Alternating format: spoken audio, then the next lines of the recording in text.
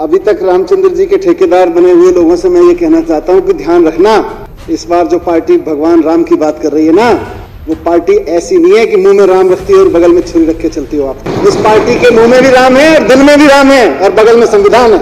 हम जब राम की बात करते हैं तो बगल में छुरी नहीं, संविधान दिखा के चलते हैं और दिल में राम लेके चलते हैं। तो इसलिए ध्यान रखना इस बार वास्ता ऐसी पार्टी से है आपका। विपक्ष के उस साथियों ने कहा कि अच्छा हुआ आप हमारे राह पे आए। नहीं साहब, हम तो हाथ जोड़ के कहते हैं आपका रास्ता बड़ा खतरनाक है, हम आपके रास्ते बहुत खतरनाक रास्ता है, बेहद खतरनाक, देश के लिए खतरनाक रास्ता है। आप देशभक्ति की बात तो करते हो, जिस रास्ते पे आप चल रहे हो उस रास्ते पे चलते हुए आप देशभक्ति की बात तो करते हो, लेकिन पूरे देश की राजधानी को पिछले 15 साल में आपको चलाने का मौका मिला है, एमसीडी की सत्ता। आप बात तो देशभक्ति की करते हो, लेकिन व्यवस्था कूड़ा चलाते हो। हम आपके रास्ते पे नहीं चलना चाहते। पिछले 15 साल में दिल्ली में जितना कूड़ा फैलाया है, हम उस रास्ते पे नहीं चलना चाहते।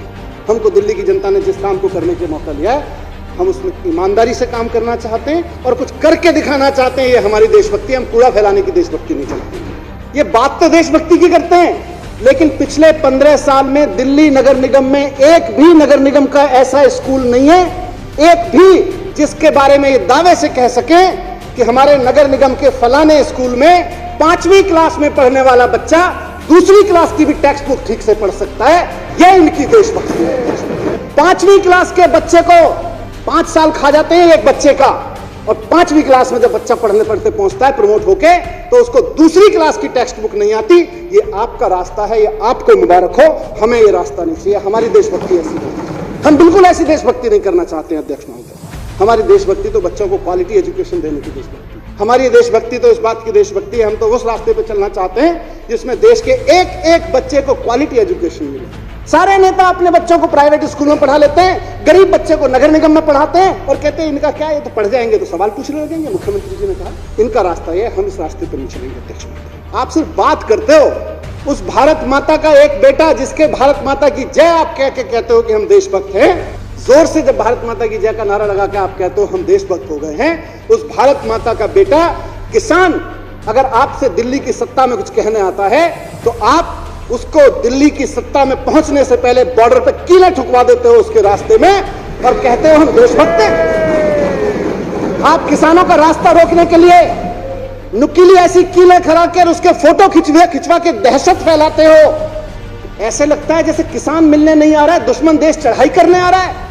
आप किसानों से मिलने से रुकने के लिए, किसानों से सवालों से बचने के लिए उनके रास्ते में कीलें ठुकवाते हो और आप कहते हो देशभक्त हो। आपको ऐसा रास्ता मुबारक हो, हमको नहीं चाहिए ऐसा। आपने कहा, आप अपने शब्दों को करेक्ट कर लीजिएगा, हम आपके रास्ते पे नहीं आ रहे। हमको नहीं चाहिए कि किसान को देशद्रोही कहा जाए। जिस किसान का बेटा बॉर्डर पे जवान बन के बैठा हुआ है, आप देशभक्ति की बात तो करते हैं। ये कहते तो हैं कि मोदी जी फौजी की ड्रेस पहन के पहुंच गए थे तो चीन पीछे हट गया, मोदी जी ने ये कर दिया था, मोदी जी ने वो कर दिया था। कहते तो हैं, उस जवान की शहादत का, उस जवान की बहादुरी का क्रेडिट तो लेते हैं, लेकिन वो बेटा, उस किसान का वो जवान बेटा अगर खड़ा होके वर्दी पहन के ये कह दे कि मुझे फौज में जो दाल मिल रही है उस दाल में पानी ज्यादा है और दाल कम है, उसे पागल करार दे देते हैं और उसको नौकरी से निकाल देते हैं ये लोग। ऐसी देशभक्ति आपको मुबारक हो। हमें और हमारे देश को ऐसी देशभक्ति नहीं चाहिए। देशभक्त कहते हैं अपने आप, जवानों के काम का क्रेडिट लेते हुए शर्म नहीं आती। जिस जवान ने यह कहा कि मुझे दाल नहीं मिल रही है, दाल के बदले पीने का पानी मिल रहा है, उसको पागल करार दे दिया इन लोगों ने और उसको नौकरी से निकाल दिया इन लोगों ने। उसका क्रेडिट लेते हैं और कहते हैं हमारी राह पे चल रहे हो। ऐसी राह मुबारक हो जहां हम अपने जवानों को पागल कहते हैं। अगर वो हमारा जवान खाना खाने को मांगे और कहे दाल तो ठीक से दे दो यार, ऐसी आपको मुबारक हो। हमको वो रास्ता नहीं चाहिए अध्यक्ष महोदय। आप देशभक्ति की बात करते हो। इन मिलावटी देशभक्तों को जहां भी सरकार चलाने का मौका मिला है, जिस राज्य में भी सरकार चलाने का मौका मिला है, इन्होंने बिजली कंपनियों से पैसा खा खा के वहां के आम आदमी के बिल इतने महंगे कर दिए हैं कि वो खून के आंसू रोने पे मजबूर है। इसको ये अपना रास्ता कहते हैं, इसको इनकी देशभक्ति। आज हम जिस बात की बात कर रहे हैं, हमारा रास्ता यह है कि दिल्ली के हर आदमी को, वो चाहे कितना भी गरीब हो, उसके घर में कम से कम एक चिराग तो रोशन हो सके, एक बल्ब तो जल सके। ये हमारी देशभक्ति है। एक आदमी अपने घर में बल्ब जलाने के लिए 2-2 हजार 4-4 हजार रुपए का मासिक बिल चुका है।